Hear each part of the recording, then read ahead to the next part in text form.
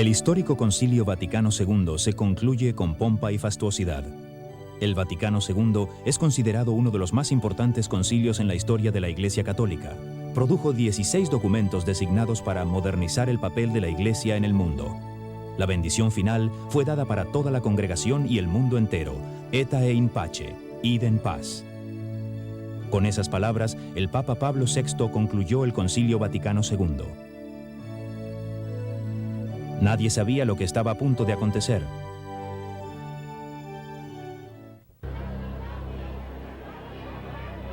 Las décadas después del Vaticano II han sido turbulentas.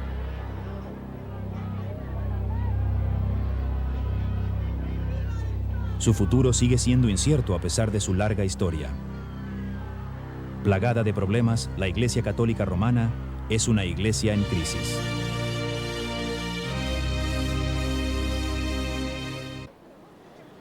Se han planteado diferentes causas de la crisis, pero ¿no será que el problema real está entretejido en las mismas doctrinas de la Iglesia Católica Romana? Mi nombre es José Borrás, soy ex religioso de las escuelas pías en la ciudad de Albacete. Conocedor de que unos protestantes estaban distribuyendo propaganda en mi parroquia, decidí refutar sus doctrinas con el estudio del Nuevo Testamento. Un año después, yo dejé la Iglesia Católica para seguir al Señor, como Él enseña en el Nuevo Testamento. Me llamo Rocío Pestaña Segovia. Nací en Madrid, España. Durante 9 años viví como monja en el Monasterio del Sagrado Corazón de Jesús de Religiosas Clarisas de Cantalapiedra, Salamanca. Recuerdo que teníamos en el centro del convento, en el claustro, un pozo en el cual me gustaba sentar, orar, hablar con el Señor y pedirle que me diera de esa agua espiritual de la cual Él habló a la mujer samaritana y le decía, dame de beber, dame de beber. Yo trataba de buscar ese agua por mí misma, por medio de prácticas religiosas, el cumplimiento de los sacramentos, de todas las ordenanzas de la Iglesia Católica y del convento, pero no me sentía satisfecha. No llenaba mi sed. Finalmente tuve que salir del convento y después de 7 años encontré la salvación y el perdón de mis pecados en Cristo Jesús, fuente de aguas vivas.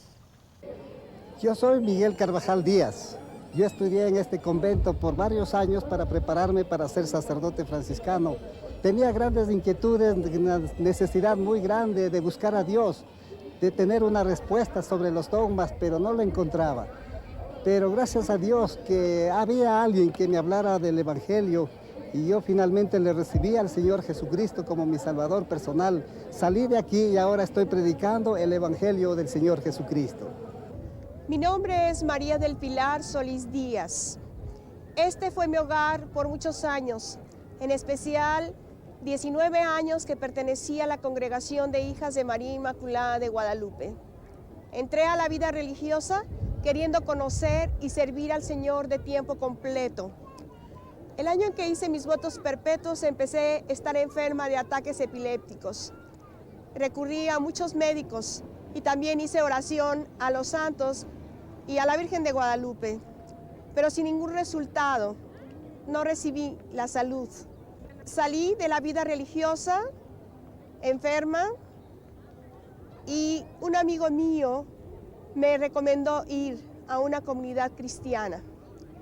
Allí escuché por primera vez que solo en Jesucristo tenemos la salvación, que solo en Él tenemos la sanidad. Estos y miles más como ellos han vuelto a examinar su fe católica romana, los mandamientos, el papel de María, la misa y aún el mismo camino para ir al cielo. ¿Cómo se comparan las doctrinas de la Iglesia Católica Romana con las de la Sagrada Escritura?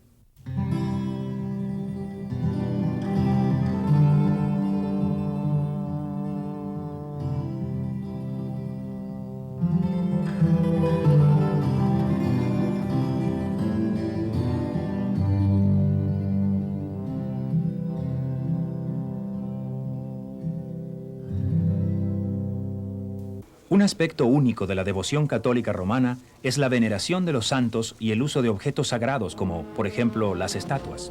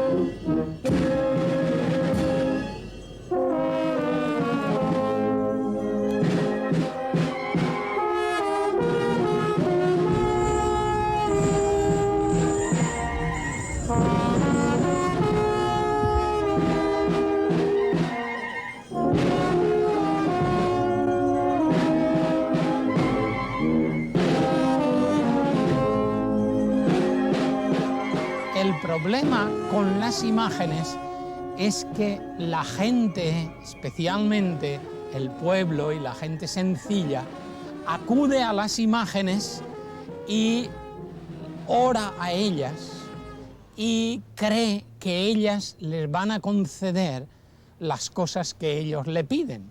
Y eso va en contra de lo que enseña la palabra de Dios. Éxodo 20, 3 y 4 en la Biblia católica dicen: No tendrás otro Dios que a mí. No te harás esculturas ni imagen alguna de lo que hay en lo alto de los cielos, ni de lo que hay abajo sobre la tierra, ni de lo que hay en las aguas debajo de la tierra. La Iglesia Católica tiene su propia lógica acerca de ese mandamiento, y así ella se permite el lujo de esconder ese segundo mandamiento: no te harás imagen, como una coletilla al final del primero, en vez de ponerlo en su lugar como el segundo mandamiento. Empiezan a amar a Dios sobre todas las cosas, el primer mandamiento. El segundo, no tomarás el nombre de Dios en vano. Y así por el estilo, pero no se dice, no te harás imagen ni semejanza de nada de lo que hay en los cielos, ni en la tierra, ni debajo de la tierra. Y como falta un mandamiento, entonces el último lo dividen en dos. La Iglesia romana dice, no desearás la mujer de tu prójimo, el noveno. El décimo, no codiciarás nada que sea de tu prójimo. Y todo eso está en la palabra de Dios en el décimo. Miguel Ángel Tiscar fue ordenado sacerdote en la Catedral de Toledo, España. ¿Y por qué han omitido el segundo mandamiento? Y a través de peregrinaciones y de santuarios y de vírgenes y de santos y de imágenes, tratan de camuflar la cosa del dinero. Pero al fin y al cabo es dinero, dinero y dinero. Y repito, es la palabra de Dios la que dice, el amor al dinero es la causa de todos los males. Aunque está claro lo que dice la Escritura, siguen las tradiciones de la Iglesia.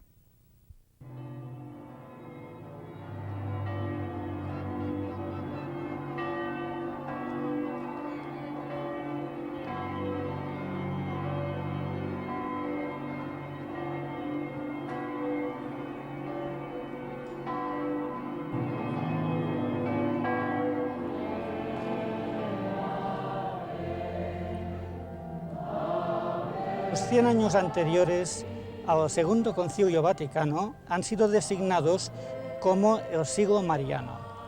De la mayor importancia fue la proclamación de la Inmaculada Concepción por el Papa Pío IX en 1854.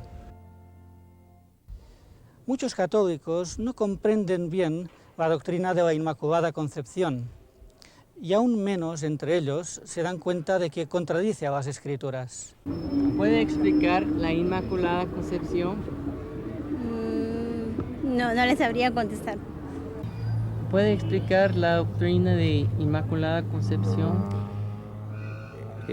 Nosotros pensamos que Nuestra Señora fue cubierta por el Espíritu Santo y fue así como ella concibió a su Hijo, sin la participación de un hombre. Fue propiamente el Espíritu Santo quien intervino. Por eso es que Jesús es el Hijo de Dios y por eso es que ella es corredentora. Ni siquiera el sacerdote explicaba correctamente la Inmaculada Concepción. es simplemente el Papa definió que María fue concebida sin pecado original. Juan Sanz Pascual fue ordenado sacerdote en España en el Seminario de Madrid-Alcalá.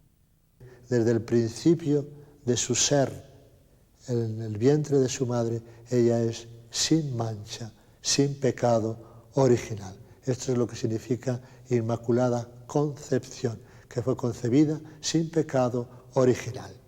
Ahora, esa doctrina de la Inmaculada Concepción va en contradicción con lo que dice la palabra de Dios.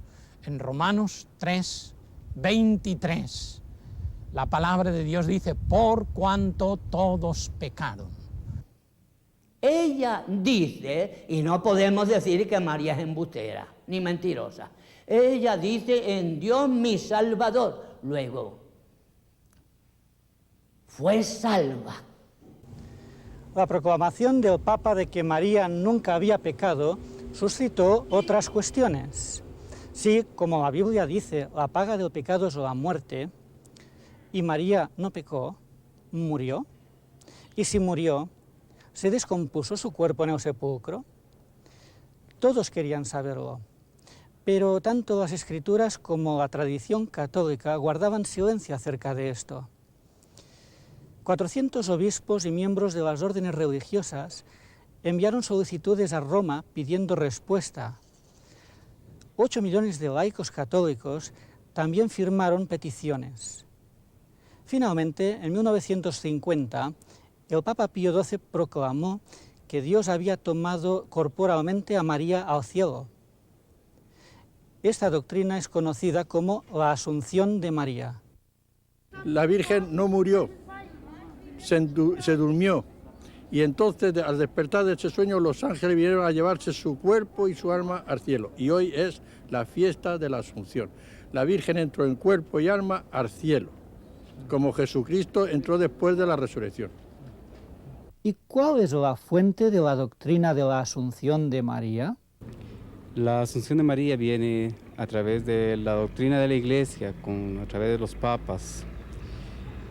Fue evolucionando. La doctrina de la Asunción de María en la Iglesia Católica Romana, pues si se basa en falsas tradiciones también, no en la palabra de Dios. La Inmaculada Concepción, la virginidad perpetua de María y la Asunción de María a los cielos son no leyes eclesiásticas, sino dogmas, y como tales tienen que ser creídas por toda persona que quiera ser considerada como buena católica y permanecer dentro de la Iglesia Católica. Cuando las prácticas religiosas del pueblo llegan a ser la fuente de la doctrina, el sentimiento popular es elevado a la categoría de revelación divina, y con ello se hace inevitable la distorsión de la verdad. Los relatos bíblicos de María la presentan como una humilde y fiel sierva de Dios. Pero la tradición católica ha confundido su posición con la del mismo Cristo. Se alega que ha aparecido con un papel muy poco característico de promover su propia gloria. En 1917 se apareció en Fátima. Allí anunció: Dios quiere establecer en el mundo la devoción a mi Inmaculado Corazón. Mi Inmaculado Corazón será vuestro refugio y el camino para conduciros a Dios. Pues tenemos fe en las imágenes. Para mí sí, es como, sí, Dios. Por ejemplo, la Virgen de Guadalupe es la madre de, la Virgen María es la madre de Jesús. Y para mí pues, es Dios. Ya le digo que me acuerdo más veces, a lo mejor en los momentos de eso, de la Virgen casi que de Jesús. Que también, y para mí es lo fundamental, pero no lo sé, que a lo mejor recurro más veces a ella. La Iglesia Católica declara que María es la mediadora de todas las gracias.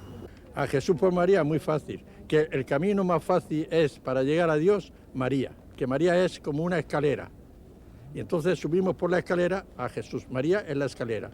La teología católica, apoyada en estas consideraciones, es como le llama a la Virgen la omnipotencia intercedente, es decir, ella es la que obtiene todo lo que pide. Porque la Virgen es una intercesora nuestra. Como usted que puede tener sus palancas para ver a una persona superior a usted, puede tener un amigo muy amigo de esa persona y es su palanca para ir a esa persona, así nosotros, intercede ella por nosotros. La ve con sus manitas juntas, es porque siempre está en actitud de oración y ora por nosotros. Ella intercede por nosotros, es nuestra intercesora. Que es un disparate verdadero. El Señor no necesita palanca de nadie, absolutamente. No tiene que moverse, basta con decir, hágase y las cosas son hechas. Repito, el apóstol Pablo dice que solo hay un mediador, Cristo. Si Cristo es el mediador, bueno, pues no hay más mediadores que Él. Y como Él es el omnipotente y en todas partes está como Dios, Dios nos oye y vamos a Él con la confianza de que va al Todopoderoso. Ese es el gran error del marianismo o de la doctrina de María, que se pone a María, la Madre de Jesús, en el mismo lugar que a Jesucristo. El papel que Nuestra Señora juega en la Iglesia Católica, en todo el mundo, no solo en Guatemala, es de corredentora. Es decir, ella junto con Jesús ayudó a la salvación de la humanidad. Ese es el sentimiento que existe aquí en Guatemala y en el mundo, en el catolicismo. La ponen como corredentora. Corredentora. O sea que la están poniendo a María junto o en el mismo lugar que Jesucristo, ganando para nosotros esa salvación. Ese es el gran error. María es un modelo para las personas en cuanto a su obediencia y su humildad, pero nada más. La Iglesia Católica ha puesto a María en el lugar en que otras religiones antiguas ponían a sus diosas.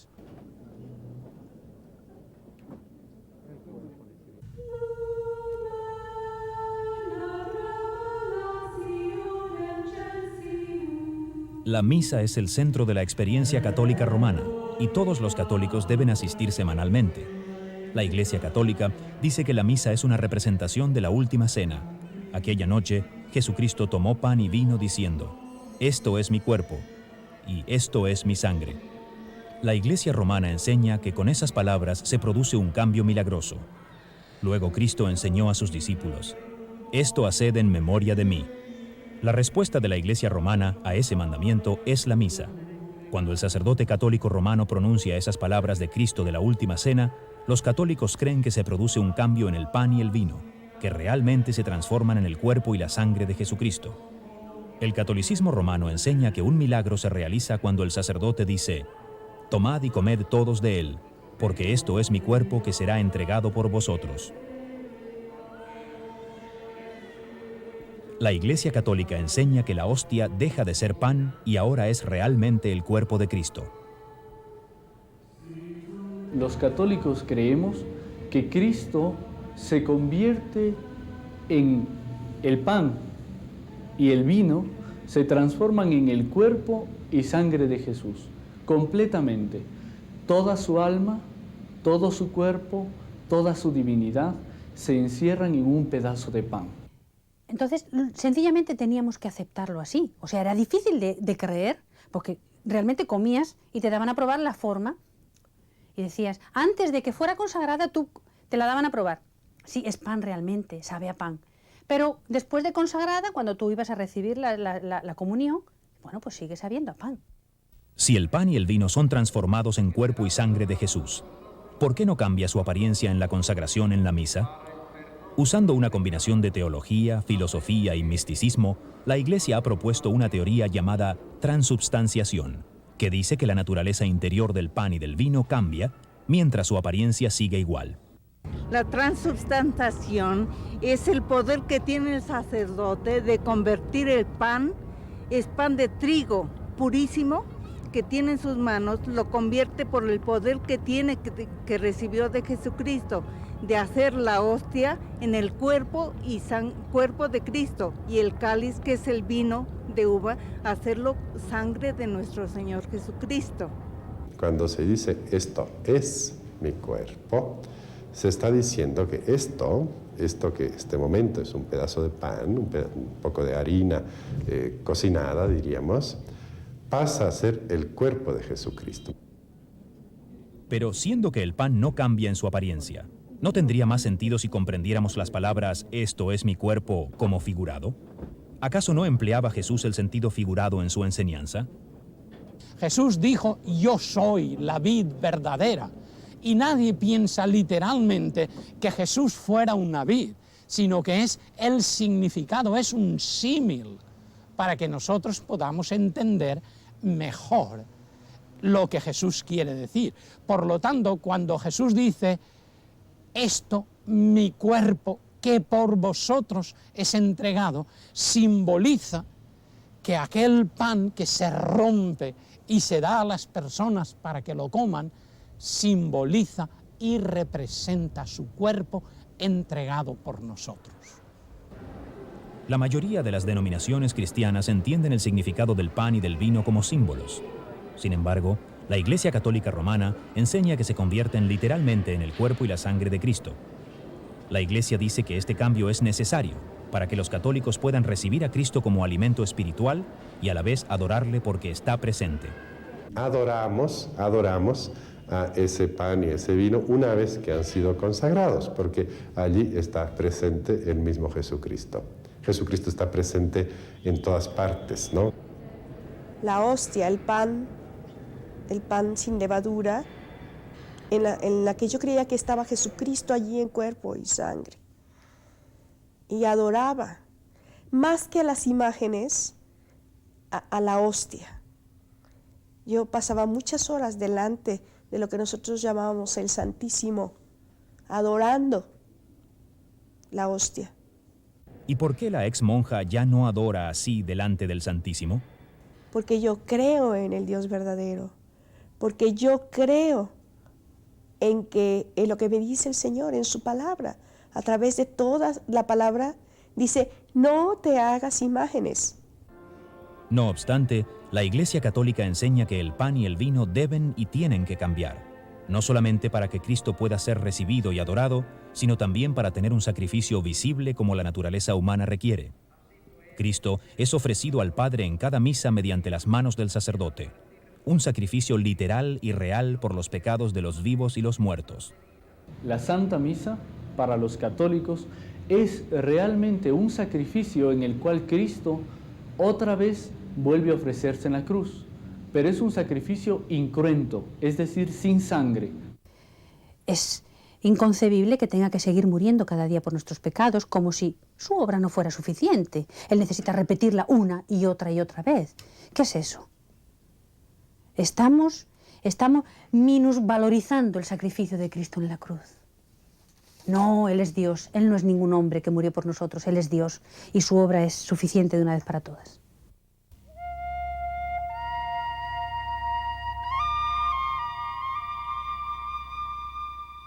Según la Iglesia Católica, Dios creó a Adán y Eva con vida divina en sus almas, llamada gracia.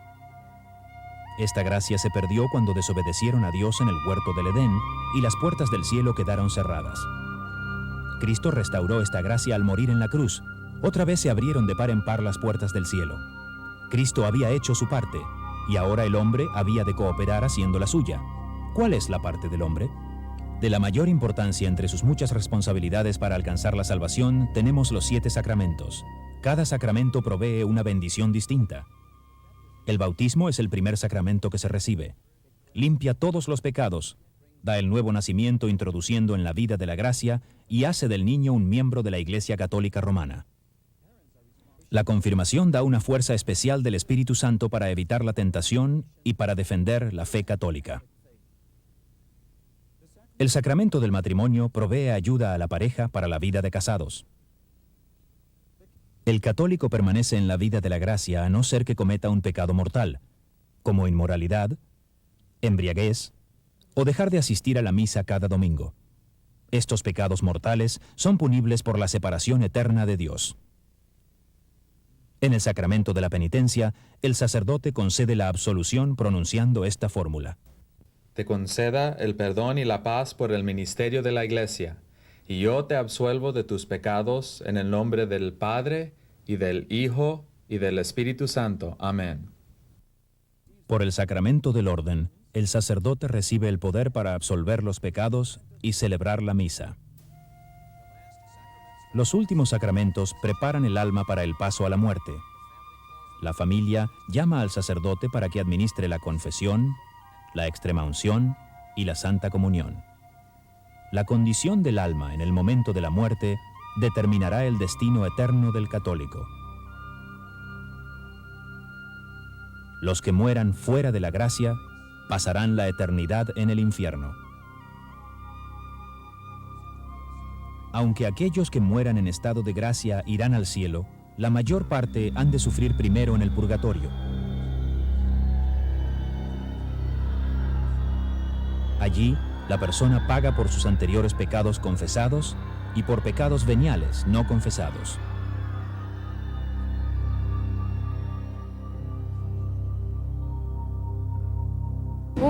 Quizá un lugar feo, horrible, en donde te hace arrepentirte de todo lo que has cometido aquí en la tierra. Eso pienso. Ay, pues no lo sé, supongo que será un momento transitorio, ¿no? Como para terminar de ganárselo, ¿no? Es como aquí, cuando las cosas te dan medianamente mal, que dices, madre mía, ¿cuándo veré el respiro? Pues eso será así, digo yo. ¿Por qué? Porque dice la Iglesia, para llegar a Dios hay que llegar puros. Hay que llegar puros. Entonces, el purgatorio es el tiempo de purificación.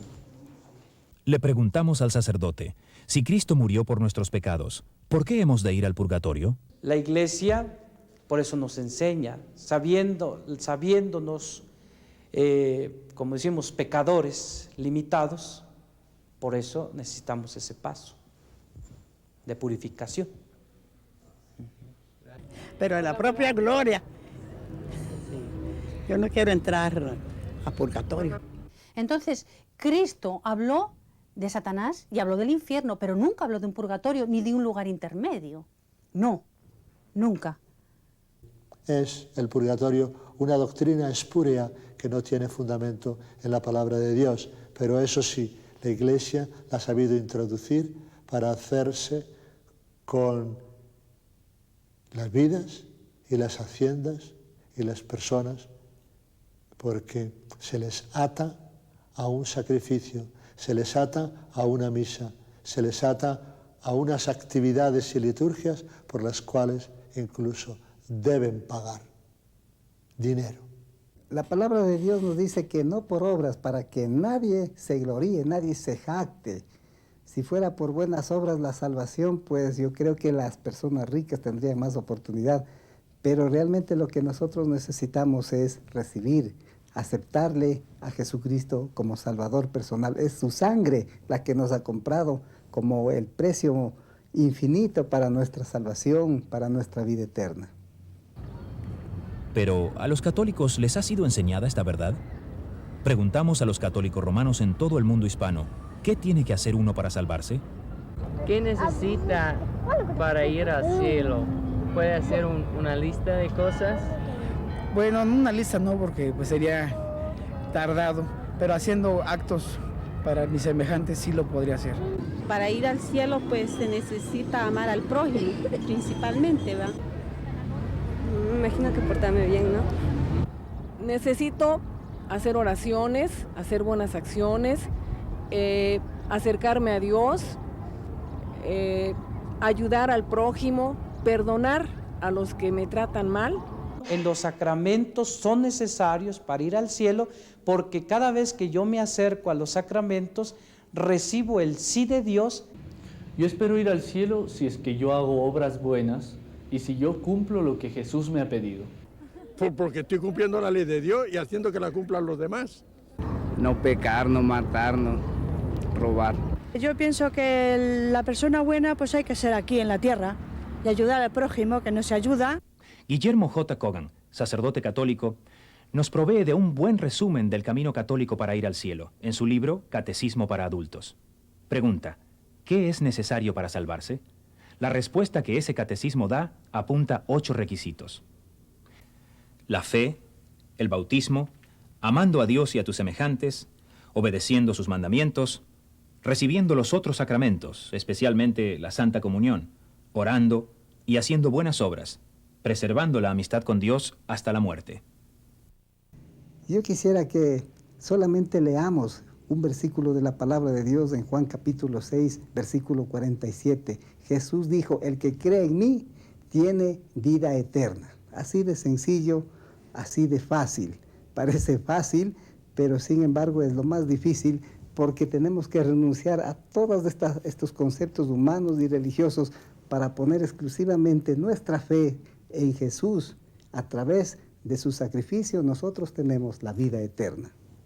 El renunciar a estos conceptos religiosos y humanos les resulta muy difícil a los católicos practicantes, especialmente a los miembros de las órdenes religiosas.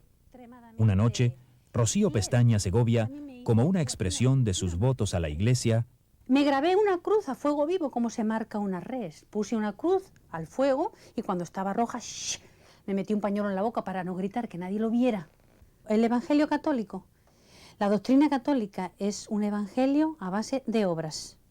Todo es según lo que tú hagas. Si lo haces correcto, bien, y si no, estás listo. Si la salvación es por obras, ¿cuántas obras tenemos que hacer? ¿Y está seguro que irá al cielo el católico romano normal y corriente? ¿Cree usted que logrará ir al cielo?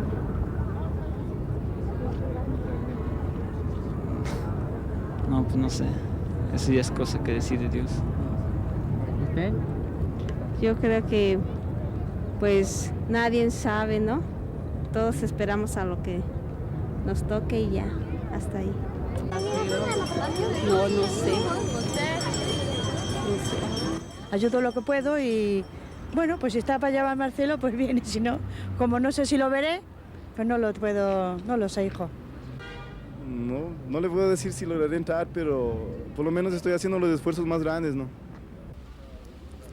Uy, yo qué sé. Creo que es difícil, ¿eh? Y más hoy día. No lo sé. Yo no me considero tan buena como para merecérmelo así, no sé. Si luego lo consigo, no lo sé, pero no me lo creo. Claro que sí, vamos. ¿Para qué me sirve a mí 47 años de sacerdote? Bueno, ir al cielo. Yo creo que ir al cielo sería que yo fuera perfecta. Y eso es imposible. Miguel Carvajal recuerda cómo procuraba obtener la salvación cuando todavía pertenecía a los franciscanos. Dentro de la Iglesia Católica, especialmente la orden franciscana, que es una orden muy mística, se hacía toda clase de sacrificios. 3 veces a la semana, lunes, miércoles y viernes, en este templo muy grande, cerradas las puertas ya en la noche, nos desvestíamos y nos dábamos con unas cadenas de 5 puntas de acero que se llamaban disciplinas, y con esto nos pegábamos hasta terminar todo el Salmo 51, en la Biblia Católica es el Salmo 50, Miserere mei Deus secundum maniam misericordiam tuam. La carga del pecado, esa ha sido puesta sobre los hombros, sobre la cruz de Cristo, y Cristo satisfizo ya de una vez por todas por todos nuestros pecados. Tanto la culpa como la pena fueron satisfechas una vez por todas por Cristo, nuestro Salvador. Las doctrinas no salvan a nadie. Quien salva es el Salvador. Y el Salvador lo ha hecho todo tan sencillo. El que viene a mí yo no lo echo fuera, dice. Pues vamos al Señor. El que cree en mí ya ha pasado de muerte a vida, pues vamos a creer en Él. Efesios 2, del 8 al 9, dice lo mismo, porque por gracia sois salvos, por medio de la fe, y esto no de vosotros, pues es don de Dios, no por obras para que nadie se gloríe. Luego, si es por fe y si es por don de Dios, no es por obras. Y si es por obras, como pretenden en la Iglesia Católica, a base de cumplir los sacramentos y otras cosas, entonces no es por Cristo. Pero qué importante sería que un católico lograra comprender solamente esta pequeña frase: Jesús murió por nuestros pecados. Y si acepta esta verdad, si transfiere sus pecados a Jesucristo y cree de todo corazón que Jesús evidentemente llevó nuestros pecados, pues entonces nuestra vida estaría libre de esos pecados. Las Escrituras son claras, pero los errores persisten. El sacrificio de la misa continúa celebrándose, a pesar de las últimas palabras de Cristo en la cruz: consumado es. Las estatuas son tratadas como cosas sagradas, aunque los 10 mandamientos prohíben tanto el hacerlas como el inclinarse ante ellas y rendirles culto. María es proclamada como mediadora de toda gracia, a pesar de que el Nuevo Testamento enseña que solamente hay un mediador entre Dios y los hombres, Jesucristo hombre. Y al pueblo se le enseña que tiene que hacer obras para salvarse, aunque las Escrituras dicen claramente que la salvación es por la gracia, por la fe, y eso no de vosotros, es don de Dios. Muchos católicos modernos han escogido ignorar ciertas doctrinas de la Iglesia romana porque las consideran desfasadas, pasadas de moda. Un error bastante común que existe hoy es la idea de que el Vaticano II cambió muchos de esos dogmas. El Segundo Concilio Vaticano, que se inició en el año 1962, tenía como finalidad modernizar a la Iglesia Católica, pero modernizar en la forma exterior, en la forma simplemente en la presentación, diríamos, pero no en el fondo. Varias veces la Iglesia Católica ha hecho hincapié, ¿no? Y Ecclesia semper idem. La Iglesia siempre es la misma, siempre es igual y no puede cambiar. ¿A qué es debida esta apostasía de la Iglesia Católica del cristianismo bíblico? Es porque ella eleva la tradición y las enseñanzas de la Iglesia no solo al nivel de las Escrituras, sino también por encima de ellas. El Nuevo Testamento describe al cristianismo como la fe que fue una vez dada por medio de Cristo y sus apóstoles. Pero el catolicismo ha seguido añadiendo nuevas doctrinas a la fe católica romana, tomándolas de las tradiciones de los hombres.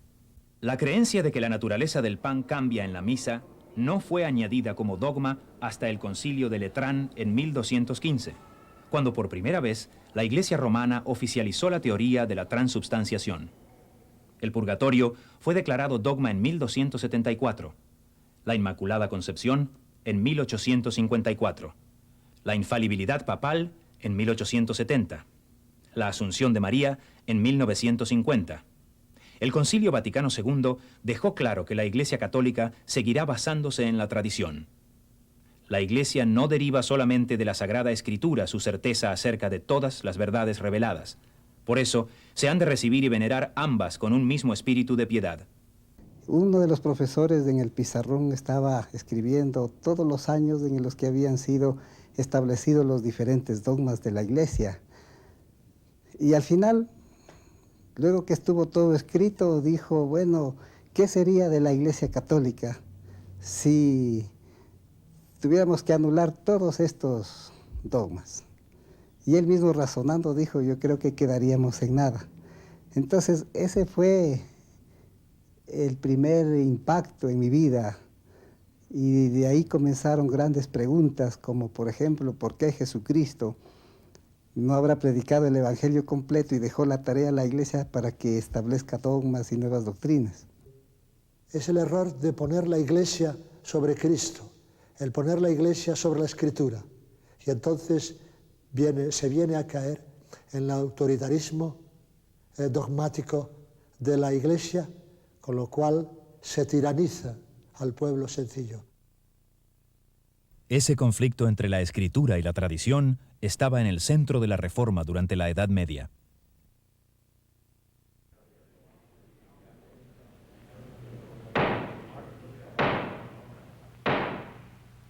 Doctor Lutero, ayer usted confesó que estos escritos son suyos. Díganos ahora, si usted persiste en lo que ha escrito aquí, o si está preparado para retractarse de esos escritos y las creencias en ellos contenidas. Pido perdón si soy aliado falto en cuanto a los modales que convienen en estas cortes. Pero ustedes me piden que me retraiga de estos escritos. ¿Críticos protestantes? No exactamente. Los líderes de la Reforma eran todos sacerdotes y teólogos católicos. El teólogo católico John Wycliffe fue uno de los primeros. Sus problemas comenzaron cuando empezó a enseñar que la Biblia es la única fuente de verdad. Roma lo silenció, y 44 años después de su muerte, exhumaron y quemaron sus huesos por su apartamiento de la autoridad de Roma. En 1415, el sacerdote y teólogo católico de la Universidad de Praga, John Huss, fue quemado en la pira. ¿Cuál fue su crimen? También había hecho de las Sagradas Escrituras su única regla en cuestiones de fe. Después de 16 años como sacerdote, Ulrico Zwinglio rompió con la Iglesia Católica cuando ya no pudo poner la tradición al mismo nivel que las Sagradas Escrituras. Juan Calvino estaba estudiando para el sacerdocio cuando experimentó la conversión espiritual. Dejó la Iglesia poco después. Martín Lutero era sacerdote y profesor de teología en la Universidad Católica de Wittenberg. Objetó a que los representantes del Papa vendiesen perdones para evitar el purgatorio, a fin de financiar la construcción de la Basílica de San Pedro. Lutero redactó una lista de 95 razones por las que esto era un error, y la clavó en la puerta de la iglesia en Wittenberg. Los escritos de Lutero ayudaron a formar los 3 principios rectores del llamamiento a la Reforma del siglo XVI. La Biblia es la única fuente de verdad para la salvación. El hombre es salvado por Dios mediante la sola fe. Cada creyente tiene acceso directo a Dios solo por medio de Jesucristo. Cuando le ordenaron que se retractase, Lutero respondió: «Mi conciencia es cautiva de la palabra de Dios». Escapó vivo por muy poco. Estos hombres fueron todos católicos leales, cuyos intentos de reformar su iglesia y devolverla al cristianismo bíblico se vieron enfrentados a una vigorosa oposición de parte de sus superiores. Este es un antiguo problema. Un día, mientras andaba por un trigal en día de sábado, el Señor Jesús tuvo también un choque acerca de la tradición con los líderes judíos de su tiempo. Sus discípulos estaban recogiendo espigas de trigo y comiéndolas. Además, cuando comían su pan, no se lavaban ceremonialmente las manos, según las enseñanzas de los rabís. En el capítulo 7 del Evangelio de Marcos leemos que los fariseos y los escribas preguntaron a Jesús: ¿por qué no andan tus discípulos conforme a la tradición de los ancianos? Jesús no se arredró, reprendió a los líderes judíos por elevar las enseñanzas de los rabís al mismo nivel que la palabra sagrada de Dios. Los acusó de enseñar por doctrinas preceptos de hombres. No podía obedecer la tradición de los ancianos sin desobedecer la palabra de Dios. Prefirió obedecer a Dios antes que a los hombres. En la actualidad, muchos católicos están tomando esta misma decisión.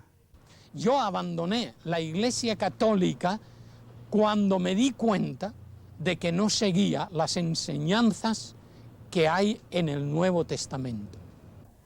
Hay una gran carga en mi corazón por todas las personas católicas y especialmente por las religiosas, porque yo sé que mucha gente dentro del catolicismo busca sinceramente al Señor Jesucristo, busca sinceramente adorar al Padre y vivir una vida en el Espíritu, pero no lo logra por la idolatría. Después que yo encontré a Cristo, yo tuve que dejar la Iglesia Católica absolutamente por razones doctrinales. No tenía ninguna otra razón, porque les amo, he vivido, he nacido en la Iglesia Católica y todo, pero mi vida y mi conciencia es incompatible con ese tipo de doctrina. No es un cambio de religión, sino que es un cambio de vida, es un encuentro verdadero con Dios, es una experiencia personal. Muchos de nosotros hemos creído que hemos estado en la verdad, pero la verdad es Jesucristo, no es la religión. Y espero que ustedes, señores católicos, pudieran darse cuenta de que hay algo más importante, algo más valioso. Es la oferta más importante que jamás usted haya podido escuchar en su vida, que es el de la vida eterna a través de la salvación del Señor Jesucristo. La verdad no está en la religión, sino en Jesucristo mismo. El camino de salvación católica romana es una esperanza falsa, porque no es el Evangelio de Jesucristo que el Nuevo Testamento nos presenta. Desilusionados con la doctrina católica romana, muchos están acudiendo a la Biblia buscando respuestas. Esos católicos se han sorprendido al encontrar lo que la Sagrada Biblia dice.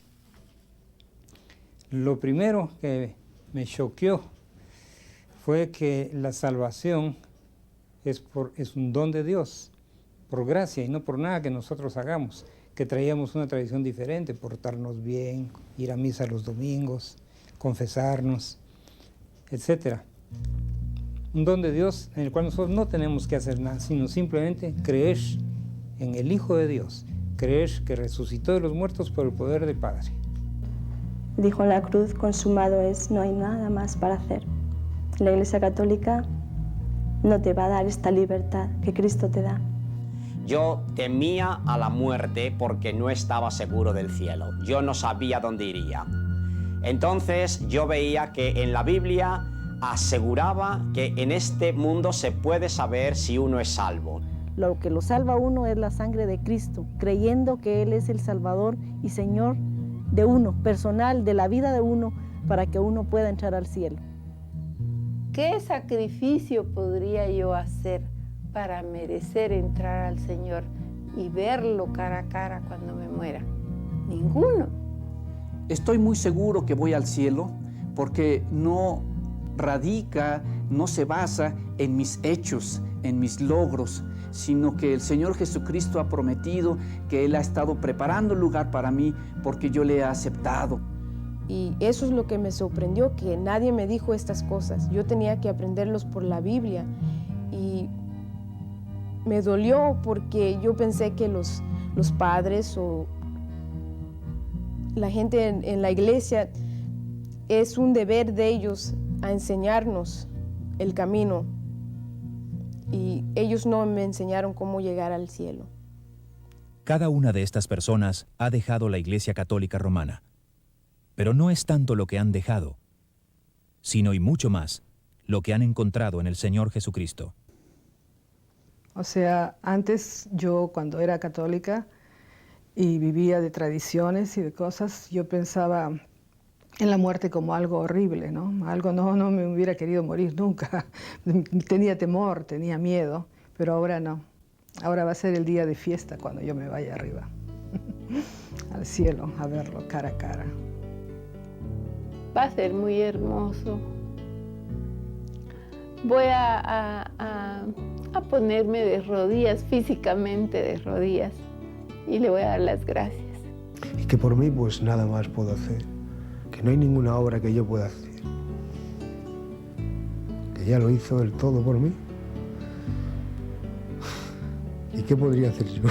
Y yo no merecía tal sacrificio, que Dios mismo viniera a morir por mí. Creo que le adoraré por toda la eternidad.